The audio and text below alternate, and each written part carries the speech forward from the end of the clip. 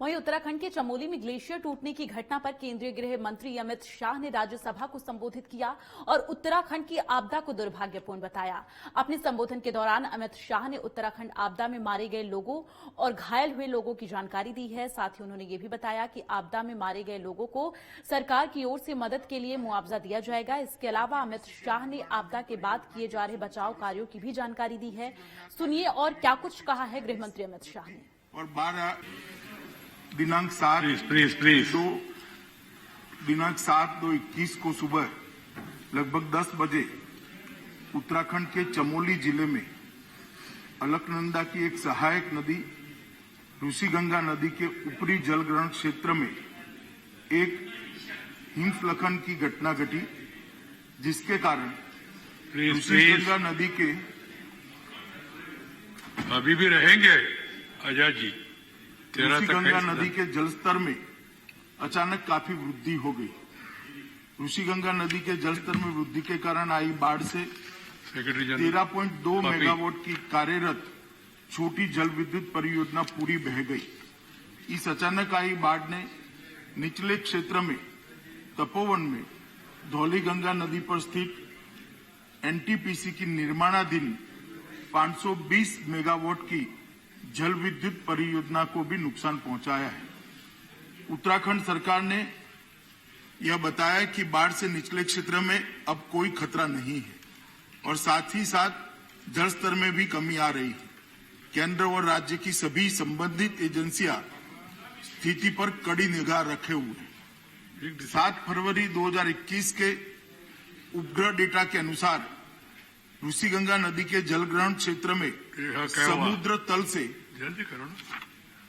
समुद्र तल से लगभग 5600 मीटर ऊपर स्थित ग्लेशियर के मुहाने पर हिमस्खलन हुआ, जो कि लगभग 14 वर्ग किलोमीटर क्षेत्र जितना बड़ा था, जिसके कारण ऋषिगंगा नदी के निचले क्षेत्र में फ्लैश फ्लड की स्थिति बन गई।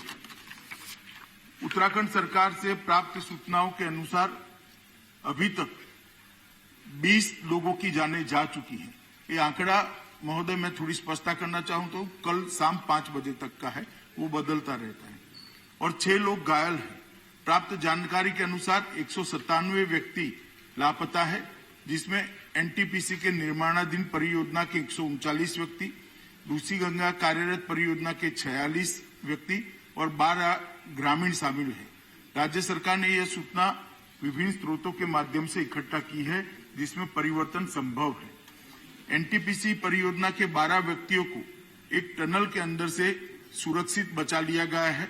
ऋषिगंगा परियोजना के भी 15 व्यक्तियों को घटना के समय ही सुरक्षित बचा लिया गया है। एनटीपीसी परियोजना की एक दूसरी टनल में लगभग अंदाजन 25 से 35 लोग फंसे होने का अनुमान लगाया जा रहा है। इस टनल में फंसे हुए लोगों को सुरक्षित निकालने हेतु बचाव अभियान युद्ध स्तर पर जारी है।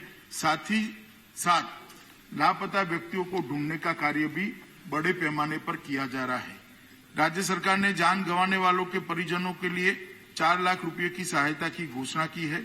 घटनास्थल के नजदीक 13 छोटे गांव से एक पुल बह जाने के कारण संपर्क बिल्कुल कट गया है।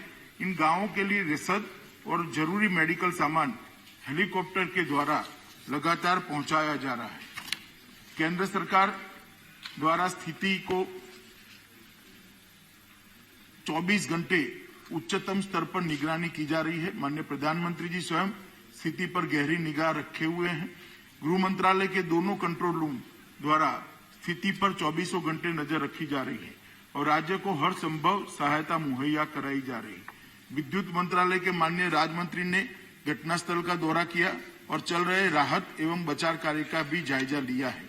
आईटीबीपी ने अपना कंट्रोल रूम वहां स्थापित कर लिया है और उनके 450 जवान सभी जरूरी साजो सामान के साथ घटनास्थल पर